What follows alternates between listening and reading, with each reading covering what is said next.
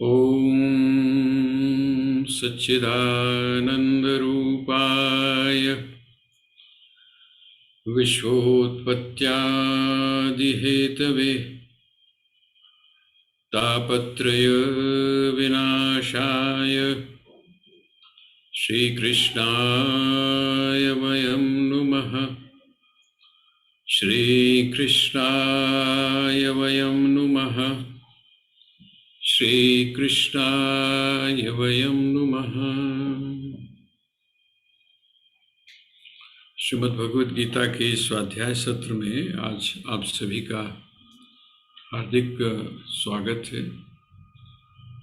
हम लोग जो चर्चा कर रहे हैं वो है श्रीमद् भगवद गीता का 12वां अध्याय, जिसको भक्ति योग के नाम से भी कहा गया है। वैसे एक चीज़ और मैं आपसे निवेदन कर रहा हूँ, और वो ये है कि श्रीमद् भगवद गीता को भी हमारे कुछ विद्वानों ने 3 हिस्सों में बांट दिया। 18 अध्याय हैं, तो वो जो 18 अध्याय हैं उन 18 अध्यायों को 6-6 के उसमें बांटा है। और उसका कारण क्या है? उसका कारण ये है कि हमारे यहाँ उपनिषदों में जो 3 का बहुत महत्व है। वैसे तो हमारी जो कल्चर है उसमें 3 का बहुत महत्व है। कारण क्या है कि जिस समय जो ब्रह्म है, जिसको हम ईश्वर का जो रूप लेता है इस जगत की उत्पत्ति, स्थिति और विनाश के लिए, तो वह भी देवत्रय के रूप में, 3 देवताओं के रूप में, और उनकी जो शक्तियां हैं जिनको आप 3 शक्तियां बोलते हैं, वो 3 शक्तियां अगर मूर्त रूप में आती हैं तो आप उसको महाकाली, महासरस्वती और महालक्ष्मी के रूप में जानते हैं। इसी तरह जब आप गुणों की चर्चा करते हैं तो वहाँ पर भी 3 ही गुण हैं, सत्वगुण, रजोगुण और तमोगुण। तो ये जो 3 शब्द है, 3 का जो अंक है, इसका विशेष महत्व है हमारे यहाँ। और जिस समय हम साधना की बात करते हैं ज्ञान के क्षेत्र में, तो वहाँ पर भी आता है कि श्रवण, मनन और निधिध्यासन, ये 3 चीज़ें आ जाती हैं। जब आप ओम की चर्चा करते हैं, प्रणव की चर्चा करते हैं, तो अवस्था त्रय जो है, 3 अवस्थाएं, जागृत, स्वप्न और सुषुप्ति, और फिर वो जो चौथी है उसको तुरीय, लेकिन सामान्य रूप से 3 ही अवस्थाएं हमारे यहाँ स्वीकार की गई। तो ये जो त्रिपुटी जिसको बोलते हैं, त्रिपुटी है ना, 3 चीज़ें। जैसे आप चलते हैं जब यात्रा के लिए, तो आप यात्री होते हैं, और जिसके द्वारा आप चलते हैं वो यात्रा का साधन होता है, और जहाँ पर आपने जाना है वो आपकी यात्रा का लक्ष्य होता है। तो ये त्रिपुटी बन जाती है। कहते हैं इसी तरह से एक कर्म है, क्योंकि हमारे जो दोष हैं, 3 प्रकार के दोष हैं। एक मल है, दूसरा विक्षेप है, और तीसरा आवरण है। तो मल दोष की निवृत्ति जो है वो किससे होती है? तो कहते हैं निष्काम कर्म से। इसका मतलब एक साधन जो है वो हमारे ज्ञान की तरफ बढ़ने का कौन सा है? तो कहते हैं वो है कर्म, अर्थात निष्काम कर्म। दूसरा वो कहते हैं कि जिस समय आप निष्काम कर्म में प्रवृत्त होते हैं, कर्म में जब भी आप प्रवृत्त होंगे, और प्रवृत्ति जहाँ पर भी होगी वहाँ पर चंचलता, वहाँ पर अस्थिरता, वहाँ पर भटकाव, ये सारी चीज़ें, अनिश्चय की स्थिति, संकल्प और विकल्प की स्थिति, ये सारी की सारी स्थितियाँ आएंगी। तो उसके लिए किस चीज़ की आवश्यकता है? कि आपका जो मन है, आपकी जो बुद्धि है वो स्थिर हो। तो कहते हैं उस स्थिरता के लिए किस चीज़ की ज़रूरत है? तो कहते हैं उस स्थिरता के लिए आवश्यकता है उपासना की।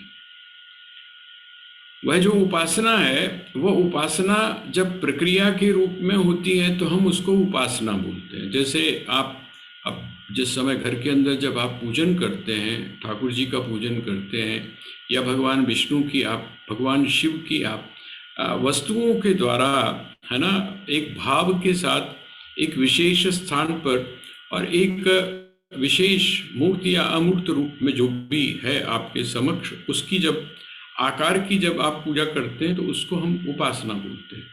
उपासना का जो शाब्दिक अर्थ है वो होता है पास में बैठना, पास में बैठना। वैसे तो पास में बैठना ये शब्द इसलिए निरर्थक हो जाता है क्योंकि हम तो उसके हमेशा अंग संग हैं, वो हमारे हमेशा अंग संग है। लेकिन वो जो हमेशा हमारे अंग संग है उसका आभास हमको नहीं हो पाता, उसका अनुभव हम नहीं कर पाते हैं। तो क्या करते हैं, कहते हैं जब आप किसी विशेष स्थल पर, जैसे आप मंदिर में जाकर जब आप बैठते हैं तो आप ये पाते हैं अपने आप को कि आप भगवान की मूर्ति के साथ जब बैठे हैं तो भगवान वहाँ पर है, मूर्ति के रूप में भगवान वहाँ पर है। आपको ऐसा महसूस होता है कि आप किसी के पास में बैठे हैं या कोई आपके पास में बैठा। उपासना का अर्थ क्या है, किसी को अपने साथ में जो है अनुभव करना कि वो मेरे साथ में है, इसको बोलते हैं उपासना। लेकिन यही उपासना जिस समय अपनी उच्च अवस्था पर पहुंचती है, भाव प्रधान हो जाती है, जब इसमें प्रक्रियाएं समाप्त हो जाती हैं, जब इसमें जो प्रक्रिया है उसका महत्व जब नहीं रहता, जिसको आप फॉर्मेलिटी कहते हैं, जिसको आप औपचारिकता कहते हैं, वो औपचारिकता जब नहीं रहती। अब आप सोच कर देखिए शबरी के बारे में या विदुर के बारे में जो आपने सुना होगा, वहाँ पर किसी भी प्रकार की औपचारिकता नहीं है, वहाँ पर किसी भी प्रकार का दिखावा नहीं है, भाव का इतना अतिरेक है, अर्थात भाव ऐसी ऊंची स्थिति पर पहुंच चुका है कि वो जूठे बेर भी अगर खिला रही है तो उसको ऐसा महसूस नहीं होता कि जूठा नहीं खिलाना है। अगर आप उपासना में नीचे वाले स्तर पर यदि आप देखेंगे तो वहाँ पर तो आप शौच का, अशौच का, साफ का, सफाई का, है ना, जूठे का, सुच्चे का, इन सब चीज़ों का आप ध्यान रखते हैं। लेकिन एक वह जो प्रेम की स्थिति है उसको हम भक्ति का उच्चतम रूप बोलते हैं। तो आप ऐसा कह सकते हैं निष्काम कर्मयोग, उसके बाद में उपासना के साथ में आप उसको भक्ति भी कह लीजिए, भक्ति शब्द का प्रयोग कर लीजिए, जैसे श्रवण मनन आदि आपने सुना है, नवधा भक्ति की जो बात है। और फिर उसके बाद में आता है परोक्ष ज्ञान। तो एक आ गया जो परोक्ष ज्ञान है। परोक्ष ज्ञान क्या करता है, आपकी निवृत्ति करता है, आपका जो अज्ञान का जो बाहरी एक तत्व है उसकी निवृत्ति करता है ना। आपके भीतर एक जिज्ञासा जो है उसको पैदा करता है, आपके भीतर उसको अपनी आँखों से मैं देखूं ये भाव आपके भीतर पैदा करता है। और जिस समय आप उसको देख लेते हैं, आप उसका अनुभव कर लेते हैं, आप उसका प्रत्यक्ष कर लेते हैं, तो ऐसा जो ज्ञान है वो अपरोक्षानुभूति के रूप में है। तो ये हमारे यहाँ 3 मार्ग प्रमुख रूप से बताए गए। कुछ लोगों ने, जैसा एक रशियन एक फिलोसफर है, उसका नाम है गुरजेफ, आप लोगों ने शायद उसका नाम सुना होगा, उसने कहा था 4th वे। वो कहता 4th वे। 4th वे का अर्थ क्या है, 4th वे का अर्थ लिया उसने कि इन तीनों में बैलेंस भी एक बहुत बड़ी साधना है। देखिए 3 मार्ग तो हैं, बड़ी सही बात है। एक कर्म का मार्ग है, एक भाव का मार्ग है, और तीसरा जो है वो इंटेलेक्ट का अर्थात आपकी बुद्धि का मार्ग है। आप इसको ऐसा समझ सकते हैं कि आपके कमर के नीचे का एक पोर्शन हो गया, कमर के नीचे का एक पोर्शन हो गया, उसके बाद कमर से लेकर आपके गले तक का एक पोर्शन हो गया, और एक पोर्शन फिर वो हो गया जिसको आप ऊर्ध्व अर्थात मुख का पोर्शन बोलते हैं। कंठ जो है, आपका जो गला है, उस गले से ऊपर का एक पोर्शन हो गया।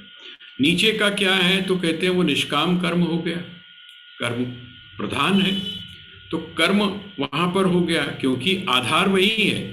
और उसके बाद जो बीच का जो पोर्शन है वो हृदय पक्ष हो गया, क्योंकि आपके जो मेन प्रमुख जितनी भी चीज़ें हैं, आपकी किडनी है, आपका हृदय है या जो भी कुछ है वो आपका बीच के उसमें है, बड़े महत्वपूर्ण है वो भी। इसी तरह से वो कहते हैं फिर एक और पक्ष है जिसको आप सिर का, जिसको हम स्नायु तंत्र बोलते हैं, आपका जो नर्वस सिस्टम है, आपका जो ब्रेन है, एक वो हो गया।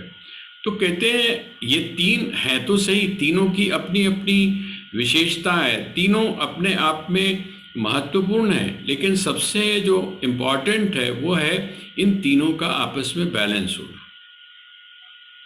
स्वामी राम ने भी इसके बारे में कहा है। उन्होंने कहा कि यदि आप किसी एक चीज पर जोर दे देते हैं तो उसका, अब जैसे आपका अगर सिर का जो भाग है वो अगर बहुत बड़ा हो जाए और बाकी कमजोर हो जाए, निर्बल हो जाए, तो आप बड़े बेढंगे से लगेंगे। आपका जो सौंदर्य है, वो जो एक सौंदर्य होना चाहिए, वो नहीं रह जाएगा। इसी तरह आपका जो बीच का हिस्सा है वो अगर बड़ा हो जाए, जिसको बोलते हैं उसमें वर्धन, उसमें वृद्धि हो जाए तो भी, और पैरों के हिस्सों को भी ऐसे लीजिए, तो आप सुंदर कब कहलाते हैं? आप बैलेंस जब होते हैं तो कब कहलाते हैं? आप जिसको हम बोलते हैं ना फिट, किसको कहते हैं?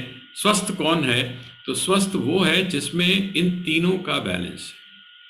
उसी को वह जो गुरुजेफ है, उस गुरुजेफ ने कहा कि नहीं, ये तीन तो मार्ग हैं ही, और चौथा मार्ग सबसे इंपॉर्टेंट कौन सा है? तो इन तीनों का बैलेंस करना। आपके अंदर कर्म भी हो, आपके अंदर भाव भी हो, और आपके अंदर इंटेलेक्ट भी हो। जिस समय आप इन तीनों चीजों को जोड़कर अपने जीवन में चलते हैं तो आप सही यात्री कहलाते हैं। आध्यात्मिक जिसको हम बोलते हैं ना, आध्यात्मिक रूप से जिसको युक्त कहा गया, भगवान ने क्या कहा? युक्त। युक्त इत्युच्यते योगी। योगी कौन है? कहते हैं योगी वो है जो युक्त है। युक्त का अर्थ क्या हुआ? बैलेंस्ड, संतुलित जो है। तो यहाँ ये जो श्रीमद् भगवत गीता के जो 18 अध्याय हैं, उनको 6 हिस्सों में जब किया गया, तो 6 एक साधना को बताने वाले हैं, 6 दूसरी साधना को बताने वाले हैं, और 6 जो है वो तीसरी साधना को बताने वाले हैं। सबसे पहला, क्योंकि सांख्य योग है, और वो जो सांख्य योग है वो आपका 6 तक आ गया, और जब 6 तक आया तो वो जो छठा अध्याय है वो आपने देखा होगा किस चीज का है। आपको यदि स्मरण होगा तो जो छठा अध्याय है वो आत्म संयम योग है।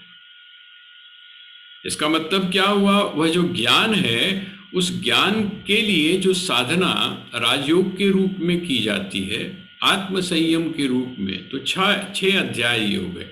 उसके बाद 6 के बाद में 7वें से आप जब शुरू करते हैं तो 12वां जो है वो 12वें का जो आखिरी है अध्याय है, उस 12वें के आखिरी अध्याय को हमने क्या कहा? ये जो है ये भक्ति योग है ना, भक्ति योग है। और जिस समय आप 18वां अध्याय देखते हैं तो 18वां अध्याय क्या है? 18वें अध्याय में जो श्रीमद् भगवत गीता है उसकी पूर्णाहुति है।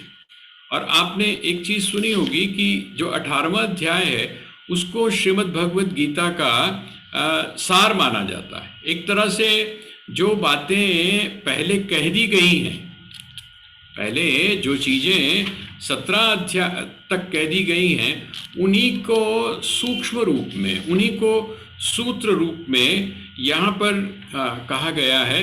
इस अध्याय का नाम है मोक्ष संन्यास योग नाम 18 अध्याय। तो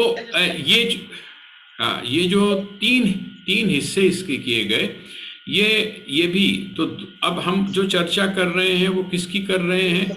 हम कर रहे हैं 12वें अध्याय की। और वो जो 12वां अध्याय है, उस 12वें अध्याय में भक्ति की चर्चा करते समय हम जहाँ पर पहुँचे हैं वो कौन सा स्थल है? वो है जो भक्त है उसके भक्त के लक्षण क्या होते हैं। अर्थात जिस समय आप में भाव की प्रधानता होती है, जिस समय आप उस परमात्मा के प्रति अपने आप को समर्पित कर देते हैं, और इस मार्ग पर जब आप आ जाते हैं जिसको भक्ति कहा गया या उपासना कहा गया, तो उसमें होता क्या है? आप में परिवर्तन क्या होता है? सामान्य रूप से जो हम नहीं थे अभी तक, अब हम में क्या बदलाव आया, उसी की यहाँ पर जानकारी दी गई है। और वहाँ हम इस बात का ध्यान रखें कि एकदम छलांग नहीं है। जिस समय आप में इन सब चीज़ों की साधना आप अपने जीवन में करते हैं तो थोड़ा थोड़ा धीरे धीरे असर उसका होना शुरू होता है। लेकिन वो जो असर है, वो असर आपको ये जरूर बता देता है कि आपका जो मार्ग है, आपने जिस रास्ते को पकड़ा हुआ है, आपकी जो यात्रा है वो ठीक चल रही है या नहीं चल रही है। तो आइए श्रीमद् भगवत गीता के 12वें अध्याय का जो 16वां श्लोक है, हमने थोड़ी सी चर्चा उसके 2 लक्षणों की कल की थी। अनपेक्षः शुचिर्दक्ष उदासीनो गतव्यथः सर्वारंभ परित्यागी यो मद्भक्तः स मे प्रियः। मैंने आपसे कहा था अनपेक्षः, अर्थात जिसको किसी की अपेक्षा नहीं है, जिसको किसी की अपेक्षा नहीं है, अर्थात जो किसी से व्यवहार करते समय, किसी से संबंध जोड़ते समय कोई अपेक्षा नहीं करता है, जिसकी कोई मांग नहीं है, जिसकी किसी भी प्रकार की कोई मांग नहीं है, तो अनपेक्षः। और शुचि का मैंने आपको बताया था, शुचि शब्द का अर्थ है, आप जिस समय पूजा शुरू करते हैं, पूजा, तो उस पूजा में आपने देखा होगा कि सबसे पहले जो पुरोहित होते हैं या जो पंडित होते हैं, जो आचार्य होते हैं, जो आपसे कर्मकांड करवा रहे हैं, वो क्या करते हैं, वो क्या बात कहते हैं? वो कहते हैं ओम अपवित्र पवित्रो वा सर्वावस्थांगतोऽपि वा यः स्मरेत् पुंडरीकाक्षं स बाह्याभ्यंतरो शुचि। बाह्य और आभ्यंतर शुचि। बाह्य शुचि, हाँ जी, शुद्ध हुआ ना इसका मतलब, शुचि का पवित्र है। शुचि, हाँ, शुचि का अर्थ हुआ पवित्र। आप इसको एक तो ये शब्द जो है, पवित्र शब्द को अगर आपको कहा जाए डिफाइन कैसे आप करोगे, तो उसके लिए आप नियरेस्ट एक शब्द और जोड़ लीजिए, उससे आपको उसको समझने में और ज़्यादा लाभ होगा। वो कौन सा है? कहते हैं निर्मल। निर्मल है ना। ये जो निर्मल शब्द है, ये पवित्रता को थोड़ा सा और स्पष्ट कर देता है। निर्मल का अर्थ होता है जहाँ पर मल ना हो, है ना। जैसे आपसे अगर पूछा जाए कि कपड़ा साफ है, इसकी क्या पहचान है, कहते हैं उधर कोई दाग और धब्बे नहीं, किसी भी प्रकार के दाग और धब्बे नहीं है, उसमें किसी भी प्रकार की मिट्टी नहीं है ना, उसमें किसी भी तरह की स्मेल जो है वो नहीं है। जितने भी आप देखिए, आप स्पर्श करते हैं तब उसका, जिस समय आपके नाक के द्वारा अर्थात नासिका के द्वारा जो उसकी खुशबू जा रही है या उसकी जो बदबू, अलग अलग जो आपके अंग हैं, अलग अलग जो संवेदनाएं हैं वो आपको बताती हैं। तो यहाँ निर्मल शब्द का अर्थ, अब आप ज़्यादा नियरेस्ट पहुँच जाएंगे पवित्र के, तो बाहरी और आंतरिक रूप से पवित्र। यहाँ एक थोड़ा सा संकेत और मैं करना चाहता हूँ। एक बार मेरे को ध्यान है कि मैं शायद रोटरी क्लब की एक मीटिंग थी, उसके अंदर हम गए थे, तो वहाँ पर सब बुजुर्ग, काफ़ी बुजुर्ग थे वहाँ, तो उन्होंने एक बात कही थी, एक बात मेरे से पूछी थी, और वो ये पूछी थी कि ऐसा क्यों है कि मंदिरों में बहुत गंदगी होती है। मंदिर जो हैं, उन मंदिरों में जो साफ सफाई है उसकी तरफ हमारा ध्यान नहीं है। और इस बात को हमको स्वीकार इसलिए भी करना पड़ता है क्योंकि हम गंदगी डालने पर तो विश्वास करते हैं, लेकिन सफाई पर हम विश्वास नहीं करते। आप जिस समय मंदिर में जाते हैं तो आप जो भी कुछ वहाँ पर चढ़ाते हैं, और कभी कभी तो हम जो लिमिट है ना उसको क्रॉस कर जाते हैं। लिमिट क्या क्रॉस कर जाते हैं? अगर आप भगवान को शीशों के दरवाजे के अंदर रख दें तो लोग कहते हैं आपने भगवान को बंधन में डाल दिया, भगवान को आपने क्या किया, जेल में डाल दिया। और अगर आप खुला रखें उनको तो फिर हमारी तरफ से कोई कोर कसर नहीं रहती है। यहाँ तक कि हमारी श्रद्धा कभी कभी इतनी उमड़ आती है कि मंगलवार में जो हनुमान जी को जो चढ़ाया जाने वाला जो लड्डू है, वो हम क्या करते हैं, वो हम उनके मूर्ति के मुख के साथ में लगा देते हैं, मुख के ऊपर लगा देते हैं। हमको इस चीज़ से कोई लेना देना नहीं है कि वो जो काम आपने किया है, तो जिस समय चींटियां आकर और वहाँ पर करेंगी तो आपकी जो मूर्ति है उसको खंडित कर देंगे। ये जो एक हमारे साथ में, अर्थात खास करके हम लोगों के साथ में, तो हम बोल तो देते हैं बाहरी और आंतरिक रूप से पवित्रता, लेकिन ये जो पवित्रता है ये हमको दिखाई नहीं देती। तो हमको चाहिए क्या? हम बाहरी और आंतरिक पवित्रता। यहाँ पर जो शुचि शब्द का प्रयोग किया, शुचि शब्द का अर्थ है कि बाहर और अंदर से पवित्रता। अब बाहर की पवित्रता तो आपको दिखाई दे रही है, और अंदर की पवित्रता, मैंने आपसे एक बार निवेदन किया होगा कि बहुत पहले समय की बात है, जब स्वामी अमर मुनि जी महाराज थे, तो आप लोग आश्रम के अंदर आपने देखा होगा कि वो जो तीसरा गेट है, कोठाल गेट की तरफ जब हम जाते हैं, तो जो सबसे आखिरी गेट है, उस आखिरी गेट के पास में कुछ कमरे हैं। और वो जो कमरे थे, ये जिस समय की मैं बात कर रहा हूँ, वहाँ उस समय माहौल पीछे की तरफ जो उनका जो टॉयलेट्स वगैरह थे, वो सारे अलग थे, पीछे अलग थे। तो दो जर्मन लड़के आए, जर्मन लड़के थे। उनका काम क्या था, यहाँ थोड़ा सा बिजनेस करते थे। जिस समय उनके पास पैसा इकट्ठा हो जाता तब तो हिंदुस्तान में आ जाते थे, और यहाँ पर आके ऋषिकेश में उनका ज़्यादातर ठिकाना था। बाद में अपने आश्रम में आकर वो रहने लगे, और यहाँ पर उनका वही साधना, जो मेडिटेशन और ये सब चीज़ें थी, उसमें वो लगे रहते थे। स्वामी जी के साथ में उनकी काफ़ी वार्ता आपस में बैठ के हुआ करती थी। तो जिस समय उनको कमरा दिया, तो स्वामी जी ने कहा कि ये वाला कमरा इनको दे दीजिए। और जब वो कमरा दिया गया, तो एक दिन सैर करते करते, घूमते घूमते वो वहाँ पर पहुँचे, तो देखकर बड़े दंग हो गए। क्या दंग हो गए कि उस समय स्वीपर तो कोई था नहीं वहाँ, क्योंकि स्वीपर मिलना ही अपने आश्रम में बड़ा मुश्किल काम था। तो स्वीपर कोई था नहीं। तो लेकिन जिस समय उन्होंने जाके टॉयलेट देखे, तो वो आश्चर्यचकित हो गए। उन्होंने आकर उनसे पूछा कि ये किसने साफ किए हैं, आपने स्वीपर से करवाए? उन्होंने कहा कि नहीं, स्वीपर की हम लोग कोई आवश्यकता नहीं, हमारी जो अपनी चीज है हम उसको खुद साफ करते हैं। और उन्होंने एक चीज और बताई, उन्होंने ये बताया कि हमारे यहाँ अगर किसी भी व्यक्ति की साफ सफाई का अगर आपको परखना है कि ये बंदा कितना साफ सुथरा रहने वाला है, साफ सफाई करने वाला है, तो उसकी पहचान किससे होती है? ड्राइंग रूम तो सारे ही साफ रख लेते हैं, जहाँ पर आप एंट्री करते हैं उसको तो सारे ही साफ कर लेते हैं। कहते हैं लेकिन अगर आपको किसी की साफ सफाई का पता करना है, तो आप ऐसे जगह पर जाइए जहाँ पर कि लोगों को होता है यार इत्थे कौन आ रहा है, यहाँ पर कौन नजर मार रहा है। कहते हैं वहाँ पर आपका जो स्टोर है वो कितना साफ है, आपका जो वॉशरूम है वो कितना साफ है। ये सारी चीजें कहते हैं कि हम लोगों के यहाँ बहुत इंपॉर्टेंट है। इसका मतलब क्या हुआ, आपका जो जिस समय आप किचन में जाते हैं, तो आपका किचन ऊपर से तो शेल्फ वगैरह बड़ी साफ होती है, लेकिन आप साफ सुथरे कितने हैं इसका पता कहाँ से चलेगा? कहते हैं वो जो शेल्फ का जो निचला पोर्शन है ना, वहां तक आपका हाथ और आपकी नजर जाती है कि नहीं जाती।